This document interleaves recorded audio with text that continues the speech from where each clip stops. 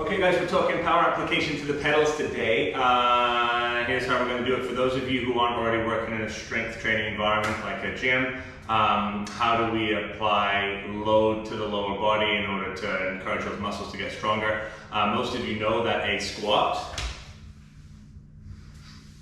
is a really good way to go, but for most of the athletic population, a squat just isn't good enough. If you've got 2 feet on the floor and it's body weight, then that's not really going to be overloading the legs and encouraging those muscles to get stronger. So how do we take that body weight and magnify it while we move straight into a single leg squat? Single leg squat all of a sudden is doubling the load on those legs. So for most of us, we're also going to have to scale that to start off with. All right, and so here's how we're going to do it. My favorite single leg squat movement is the shrimp squat. We're going to scale that for you guys. You'll see I'm sitting on a stack of weights here. I've set this up so that the stack of weights is about mid-shin height for me.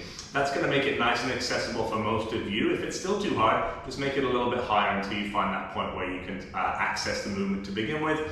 As you get better, once you can hit 20 consecutive reps at a certain height, that's when I want you to cut that height down and progress beyond that, okay? So let's think 3 sets of 20 per leg. Once you can get through that without having to stop for breaks, that's when it's time to increase the difficulty by lowering the platform. If you do that a couple times a week, then you're gonna notice some big increases to your maximal power that you can lay down into the pedals, help you accelerate up the hill, help you peak at a higher sprint speed in the flats. That should translate for you within a couple of weeks if you're coming from a base of nothing, okay? So let's look at the shrimp squat.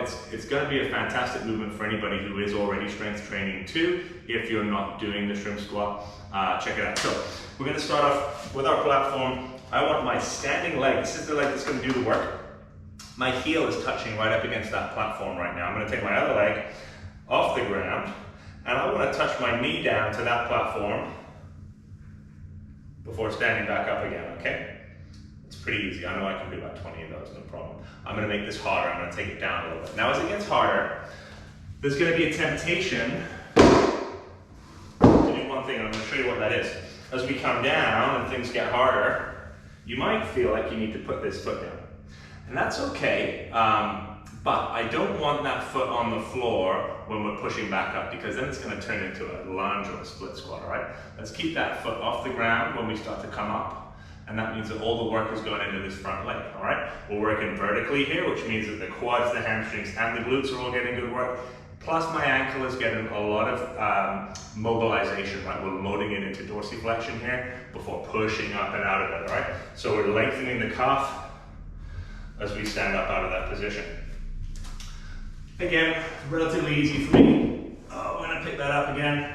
Let's go all the way to the floor now. See how that goes. Here's how I want it to look, maybe how I want it to look. We'll see. Knee down to the floor. Keep the foot off the ground. Stand back up. That's not easy, all right? Guys, if you can get all the way to the floor there, I want you to start thinking about maybe 5 per side, all right? So anywhere in between 5 and 20 reps is gonna be beneficial for you. Once you get to all the way to the ground, and you can do 5 per side for maybe up to 5 rounds each, that's when you're probably going to want to start thinking about adding a little bit of load, all right? So that's nice simple progressions for everybody. 20 reps to start off with. Make sure you're proficient, make things more difficult, get lower towards the floor, make sure your form stays good. As always, if there's any pain or discomfort during these movements, I want you to discontinue straight away. Pre-existing ankle, knee, hip injuries, even some back injuries may not like this one if you're pushing too hard. So pain is always a contraindication for these movements, but this should be accessible to most people. And it's one of the reasons I really like it is that everybody's got a starting point somewhere with this one. If you want more information about this movement, please contact me. I'd love to help you work around any injuries that you've got, or if you need further progressions beyond this, if you need a little bit of advancement, then I'm here for that. All right, guys, speak soon.